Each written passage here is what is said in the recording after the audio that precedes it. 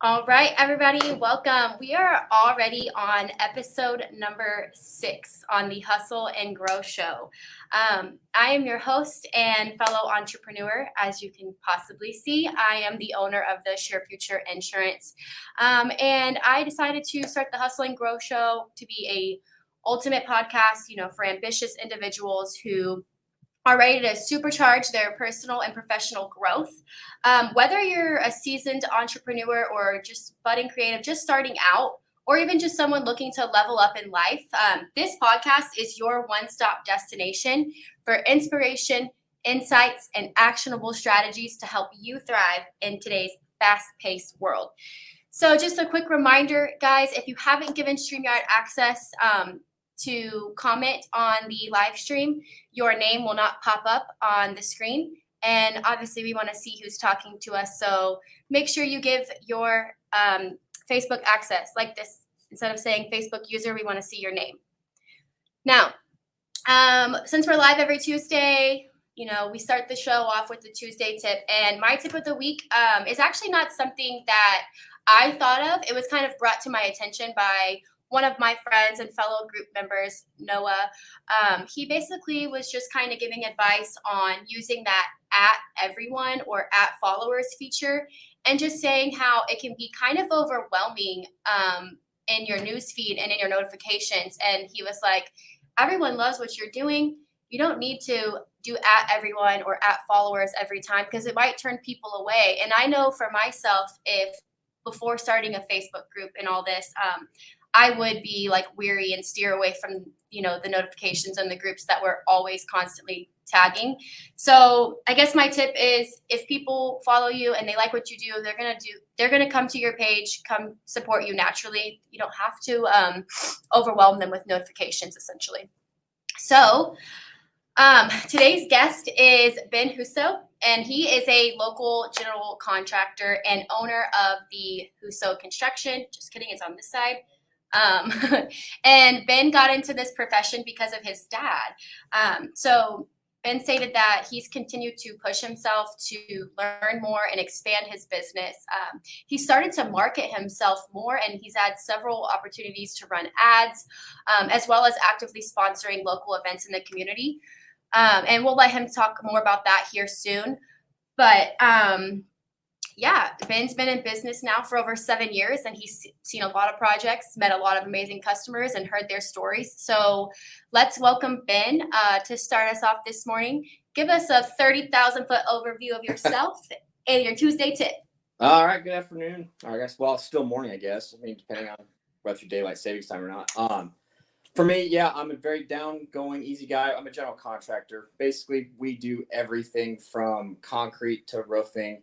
Anything interior, exterior. We also do outdoor living, which really down in Texas for us, big revenue for me.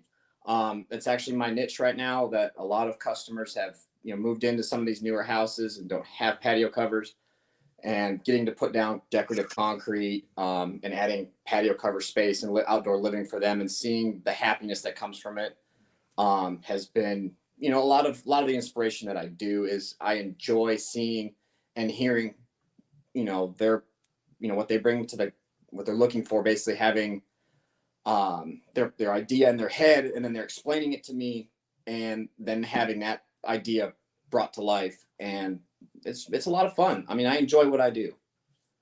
So for me, that's about a 30,000-foot overview. Is pretty much, we're just a local general contractor. And again, you can see by the sign it says behind me, so I get my head out of the way, I am a trusted family of builders. My dad, as you stated right off the bat, introducing me. My dad was a general contractor, worked for several different small companies, started on his own for a little bit. I'm originally from Minnesota, so go Vikings, even though they lost yesterday or Sunday. Exactly. But yeah, it was really what got me into it. Was one of the houses we actually brought me out to. Summer project. I'm out of school, trying to find something to do, and a candle probably the size of a Monster can destroyed a house. I mean, it melted it down to basically, we had to come in, tear out the entire basement, tear out the entire subfloor joist to the first floor. So when he walked in the front door, It was like the movie Home Alone 2, when they open the door and he falls through he goes through the floor. That's literally what it looked like. I mean, it was, but it was really cool for over the 3 months of tearing everything out, stripping everything down to where we rebuilt it to where you never saw that there was damage at this house. And so a lot of that was my inspiration, because it was, hearing that, seeing the destruction something caused, to being able to enjoy like that nothing happened. Yeah. See, I thought most times when fires happened in homes, you just had to pretty much demolish it and just restart. So, I mean, is that Sometimes it just really depends on the severity of how far that and how long that fire burns. I mean, I've seen houses. I said, even I live in North Lake, and the last storm we just got, actually, one of the houses, luckily, said nobody was in it. It was a new build. It hadn't sold yet. Got struck by lightning, and wow. yeah, it was one of those 3 o'clock in the mornings. It's like, why is the ambulance and fire trucks all out there? House got struck by lightning, and I mean, it is one of those things where it does depend on how long that fire burns. The PD responded fast enough that, honestly, probably some shingles, some decking, and maybe just some rafters have to be replaced. Versus, yeah, if it takes an hour for them to get there, by the time they get there, it's like, yep, they're trying to keep the side houses from catching fire now. That they'll let it just burn to the ground. Oh, interesting. That's something I never knew. What's your Tuesday? What's your Tuesday tip for us? A Tuesday tip for everybody. I mean, obviously, I'm a contractor. I mean, always do your research for your contractors. It never hurts to call up, ask for references. I mean, like I said, everybody's got pictures, whether that contractor did pictures or not. For me, I'm actually experiencing some stuff like that right now, because somebody that used to work for me is running around, and he's robbing homeowners of money. So Oh no. it's not pretty. So how do you protect yourself in that situation? A lot of it, I mean, it's really, contractors will come up there and they'll tell you, hey, I need money up front. For me, I don't do that. I basically, when I bid myself out, a lot of times they're small enough projects, I'm like, just pay me at the end. Or if I'm doing a concrete and a patio cover project, I will break my payments down where it's like, all right, cool. If we're showing up, I just want to get paid when the day I show up. So this way but it's half of that then. And then it's the rest of it when the concrete's poured. And then by that time, hopefully I have gained your trust enough to where when I get that check for the concrete, that I can get my half of the check for the patio cover to get that project going and not have delays. But at the same time, it's, just ask for referrals, follow up with their references. Really just check out their Facebook and Google profiles, read their reviews. I know I'm not perfect. I said, I always believe that I never feel somebody's really a professional if they don't fail, because obviously, leads can be hidden, reviews can be hidden. It is very, very well known. I've started to learn more about, I have somebody that does all my lead, that takes care of my Google reviews. Before it was like, you posted, I couldn't do anything about it. I can't even answer now because Google's changed their software and everything. So now it's really, I have to verify my business again for some weird reason. But and Josh just said it. Yeah, reviews and referrals go a long way. I mean, I'll admit, I run referrals down a lot more harder than going out and, trying to cold call. I don't door knock. Right. I do storm control too. I mean, I do roof restorations and all that stuff, but I won't go out and knock on doors. I'm all for referrals. Referrals are the biggest thing, because honestly, it's enough where that's the reputation I'll build, where referrals will help me very much and get me in that door to where there's already a little bit of trust, because, hey, they've seen the work. They've already talked to that homeowner and going, hey, this is, he did A, B, and C. And, we had a great experience with him. Now, yes, there's a downfall to that. Sometimes you get that A, B, and C over here, but then it comes over here and it goes A, B, all the way, everywhere. And you may not have a great experience. But for me, I said, honestly, I really feel more so it is, people over profit.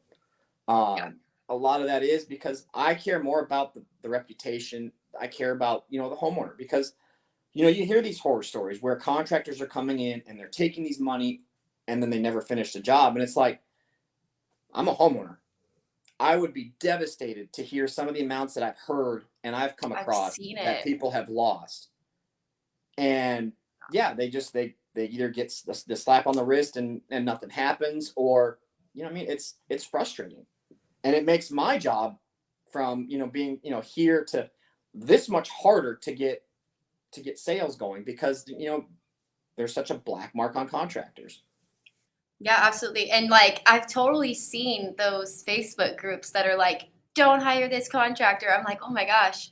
Like, I get it. It's understandable, obviously, because you want to protect other people. But Yep. sometimes I feel like I've seen posts where it was like a miscommunication on either side, and this person just There's always drugged two through the sides to that mud. story. There's Yeah. always two sides to that story, and it never hurts you to call and ask. I mean, if you're fixing to Yeah. hire that contractor and you're like, hey, I saw this thing popped up over here. I said, you want to tell me about it? And if, sniff it out. Maybe it seems like that person's gonna feed you a line of crap, or maybe, hey, yeah, it is just a misunderstanding and miscommunication, and you tried to work on it, and you just never came to an agreement. Facts. So like social media is such a good tool, but Yep. it can also be so scary because Well, people might it not. is. It's Yeah. one of those things where, I mean, yeah, you can mess up a job, and for me, yes, I've messed up projects. I said I'm not perfect. But before I leave and I'm done with that customer, saying, "Yep, hey, I messed up." Whether it's, "Hey, I'm going to give you money back," or, "Hey, I will replace the materials that we used to get you going." To where at the end of the day, when I leave, yep, I may not have a great review, but it'll be the fact that I left that mark going, you know what? I honored my word that, I got, I fixed the problem that happened. Yeah, absolutely. And that's what the ultimate goal is, like sometimes life happens, sometimes things happen, people make mistakes. I know when I first started into the whole insurance thing and when I started the whole social media thing, I got a lot of backlash on social media just because people didn't like my personality at first. And I was like, well, I need to make you like me. No, no, I don't have Nope. to do that. It's gonna happen. You can't make everyone like you. It's not possible.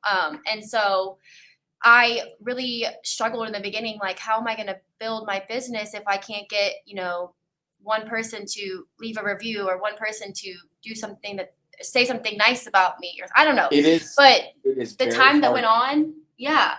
As time went on, I didn't even have to be like, "Hey, could you please leave a review?" Like people just wanted to because like me and JC had talked about before, health insurance is tricky because people will try to, make a dollar off of you versus giving you the plan that you need, Yep. right? And so as long as I'm formulating what I believe is genuine, honest trust and guidance, if I can't put them in the right spot, I will direct them in the right spot.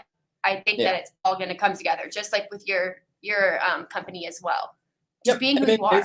it's really comes down to, I don't come in there, when I come in to do a sales pitch, I'm not just coming in there to sell to you. I mean, I am, don't get me wrong. That's the end goal, is to sell to you.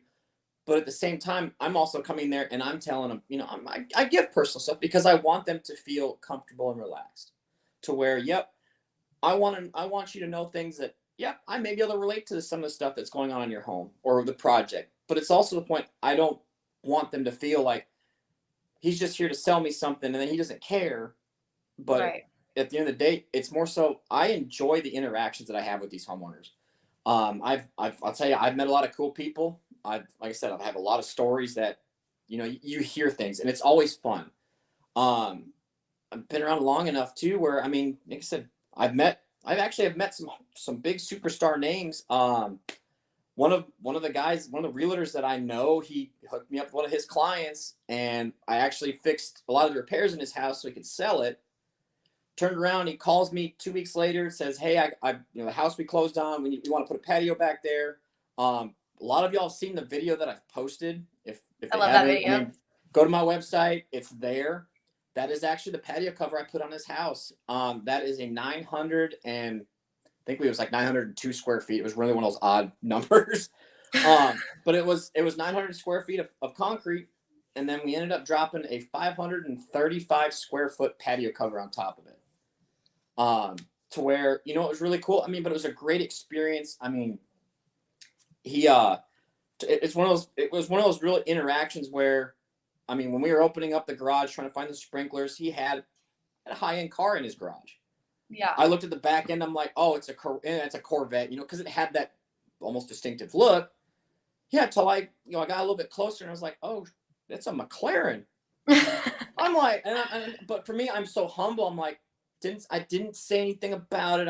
I'm like, oh, a cool car, like looks nice. I'm like, I was like, that was it. So as 2 weeks go on, we get the patio project all finished up. I'm there, sealing the concrete. This is like, I'm like, don't walk on this, and we're throughout this whole time, like we're joking, we're talking, we're having fun. Actually, that night I finished, I actually sat around his house for an extra 2 hours, and we were just drinking. We were just drinking and talking and having fun.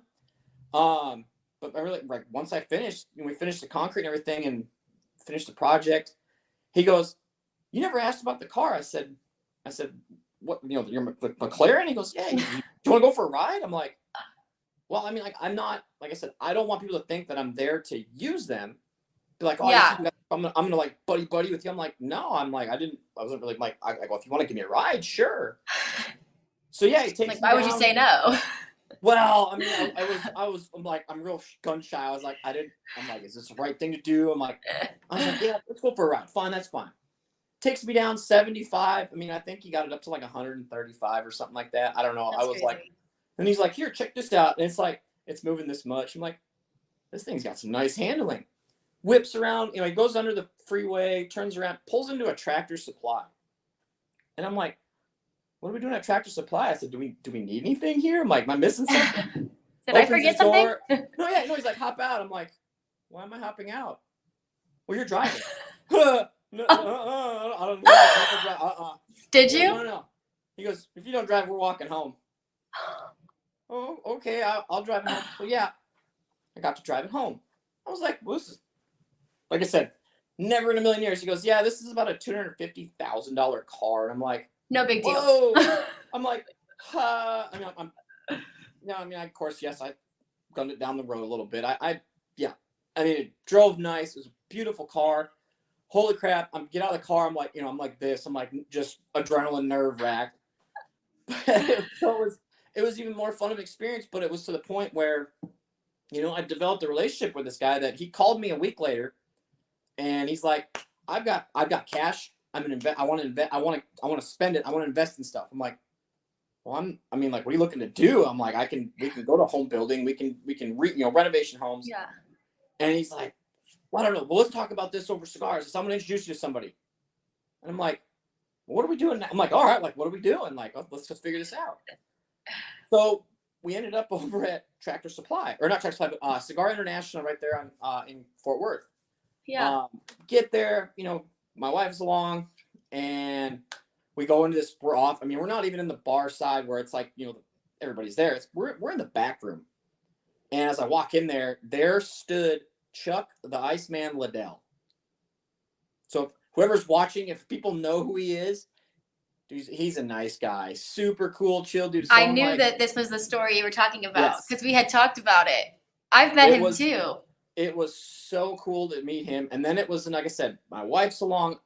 My wife was, she was in heaven. She always has fun when I take her to events. She enjoys the crap out of it. She, honestly, for me, she is my icebreaker for everybody. I typically, I'm like, I'll just stand back. I'll let people come to me. My wife is a social butterfly, and I love her to death. She has so much fun at these marketing events that I go to. And this, I said, this wasn't even a marketing event. This was really just hey, we're all getting together. Let's hang out. Let's smoke cigars. Let's talk. Well, then that night we ended up going down to the bodega in Fort Worth. We ended up at the Riot Room, and I don't know how she did it, but she got Chuck Liddell to take her around the dance floor, and they were two-stepping. So I love that. It was, she had a blast. She has fun with it. And it's enough where we've, when it comes to Huso construction, my wife is there. I mean, she's not a huge part of it. It's enough where when I go out places and I'm marketing, she's out there with me. She's out there talking to people. And I really don't talk a lot of business with her to where I'm like, hey, this is going to be this amount of footage.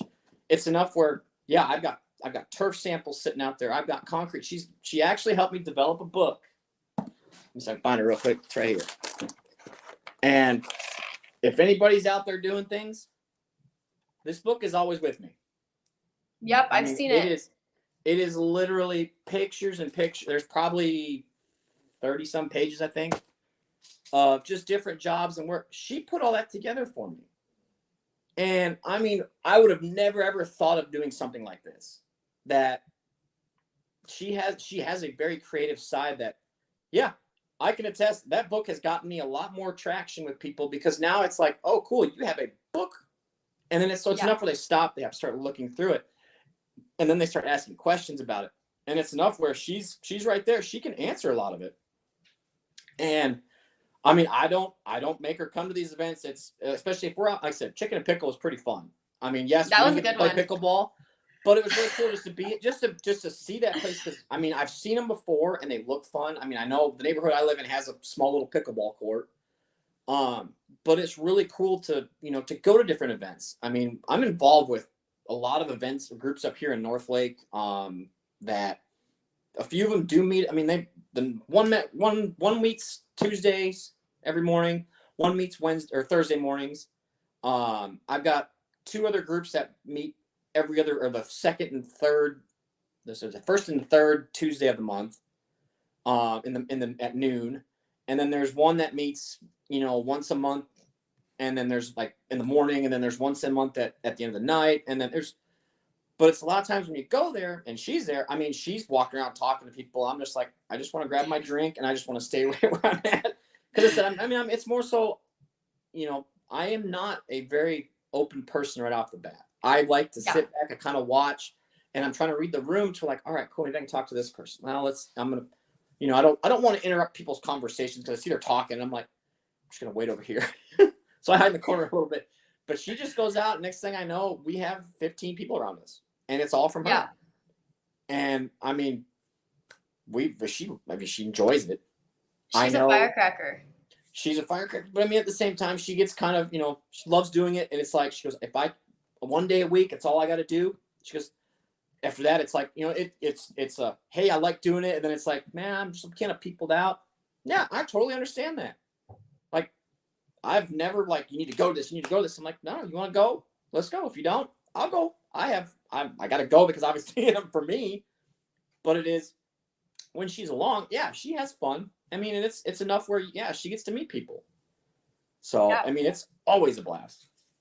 I was super excited that, I got to see you guys at the Chicken and Pickle event, because we've pretty much connected on Facebook since this whole group started and everything. Yep. So I was like, I can't wait to meet them in person. It's going to be so fun. And as soon as we got there, I was talking to your wife and I was like, how was the cruise? And she was like, it's amazing. And I was like, no, I'm so scared of cruises. I'll never go on it. And she was like, hold on, wait a minute. Let me change your entire perspective. And so now I'm like, okay, now I see exactly why you guys love cruises so much. And she's just so great. I love her personality. If you get her talking, awesome. If you get her talking about cruises, oh yeah, you may end up you almost feel like you're sitting through a seminar, because she'll sit you down somewhere. She'll show you all the YouTube like the videos. Flight attendants. It's all the slideshows, but it's enough where you start to go, oh wait, yeah, that does make a lot of sense.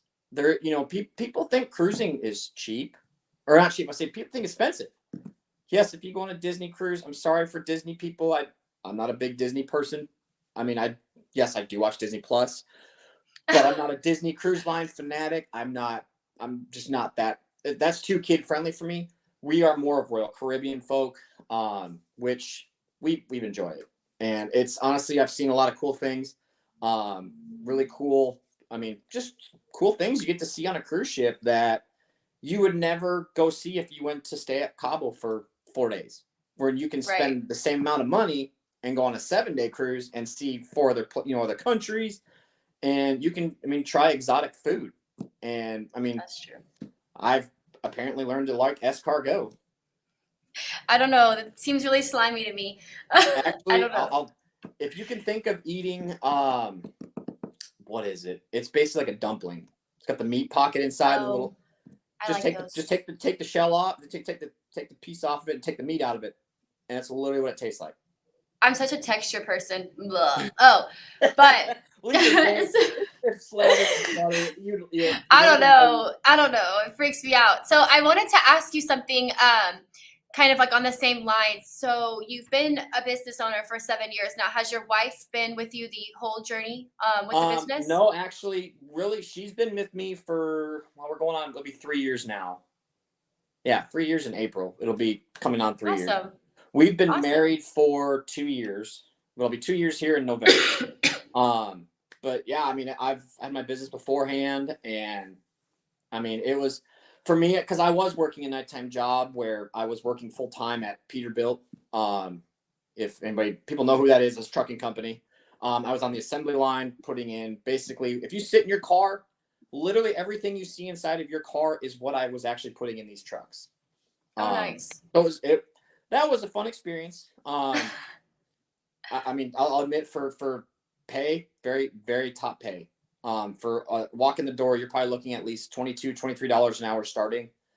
I couldn't have been happier with it. So I was very content working 4:30 in the afternoon to 1 o'clock in the morning.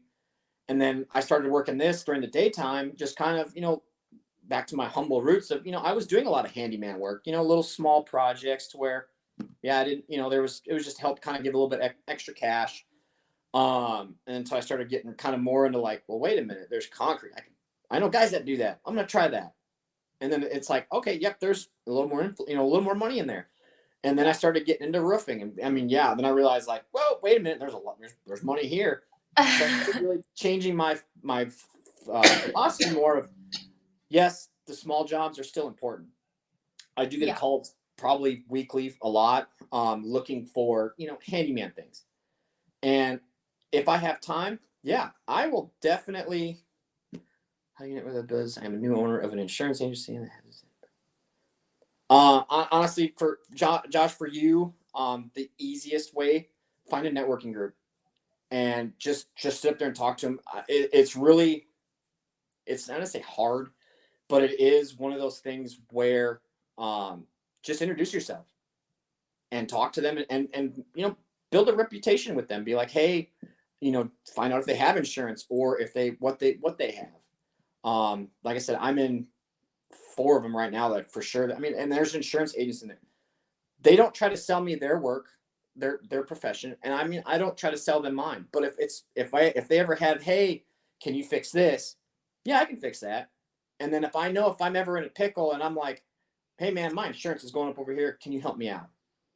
To where you start building that repetition back and forth between each other to where you start to become comfortable with each other. But don't be hesitant with it. I mean, it's just talk to them because they may not need it, but hey, maybe one of their subcontractors may need it. One of their friends may need it. You don't know the situation, but at the same time, they don't want to go refer you if they don't know you. That is the biggest thing is that if people don't know you, people don't trust you.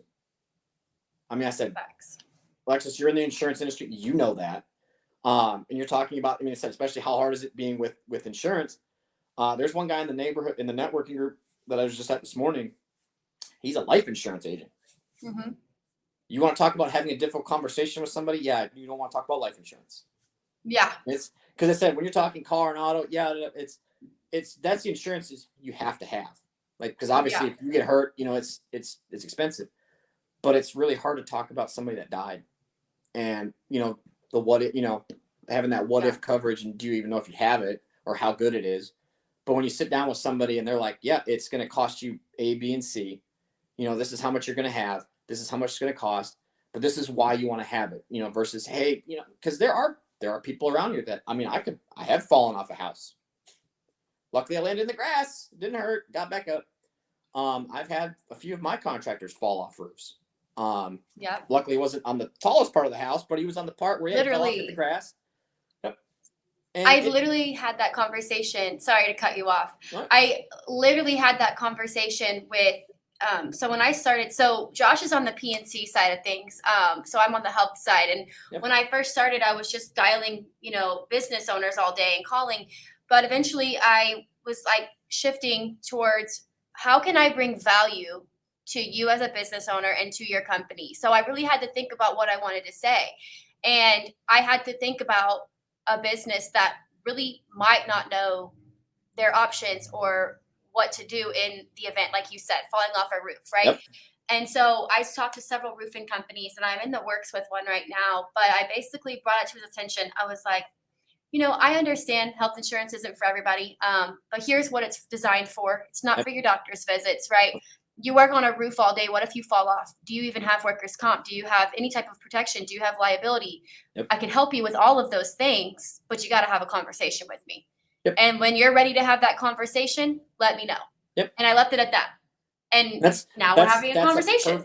That's the perfect way to open a conversation with that, because there are businesses that don't understand that. If you let a contractor on your property, and you hope they either are insured or they've told you that hopefully they're honest about it. Yeah. To where that homeowners are liable if that contractor falls off and that contractor doesn't have insurance on whether it's him or his guys, and they fall off, that they can turn around and sue the homeowner. I know, for an instance, my old neighbor, she actually had a guy working on her house, fell off his ladder, and 2 stories up in the air, fell off his ladder, broke his legs. He turned around and tried to sue her. Oh my goodness. And it's like, what? Like, you can. It's just I'm like, not where I want to I didn't be. even know you could do that. I'm like, but you hurt yourself. But then you hear of, I mean, my mom and dad just bought a house down in Fort Worth, and they replaced their concrete up front on the sidewalk because it sunk down to where now you had a tripping hazard. And after they moved in, one of their neighbors was talking to him about it and said, the previous homeowner got sued about 3 times because people kept tripping on front of their house and falling over and scuffed their knee up or something. That happened to my parents. Yep. Within a week of them hearing that, they're like, hey, we need concrete work done. So I came over there, replaced the sidewalk. I added onto their patio, so they could put their hot tub out there. But it's one of those things that some cities will actually replace your concrete for you on your sidewalks. If there's an issue, I know my house got tagged for having one because I had a deep. It wasn't deep, but it sunk down a little bit to where, if you weren't paying attention, you would probably trip. You would stumble. It wasn't really deep noticeable. But they put a nice chalk X on it, or a spray paint of an X on it, and 2 weeks later they had it torn out and replaced. So it was really kind of cool some cities are that way. Some cities will replace some parts of your driveway or some parts of your sidewalk in your driveway, but some won't. So you got to make sure you're protected in any case, in any event, and that goes for anything in life. So, we're kind of past our 30-minute mark today. You and I are both talkers. Sorry, everybody, to keep you up. But I just wanted to have you have the opportunity to tell all of our viewers where they can find you online. What's the best way to contact you if they need to speak to you further? I'm on Facebook, Huso Construction, or you can go to my website. It's www.husoconstruction.com. From there, there's a little survey you can fill out and to find information. Or, by all means, my number is 682-587-9612. Calls or text. Texting is probably the preferred method. I do get a lot of spam calls where I try to screen them as much as possible, but I do try to answer a lot of them. And I always get the, hey, this is so-and-so with the funding department, or this is somebody with there's always, I get Google, we got a Google ones that call me. I mean, it's a lot of spam calls.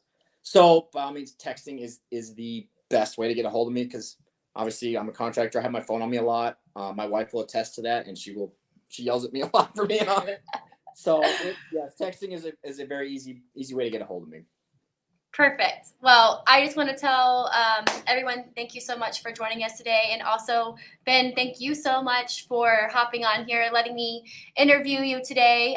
It's been a pleasure getting to speak with you, and looking forward to all the upcoming things coming up in our group. I love that you guys are a part of it. I hope to see you guys more. But just thank you for everything. Yeah, no, I'm glad to be here, and thank you for having me on. All right. Bye, everybody.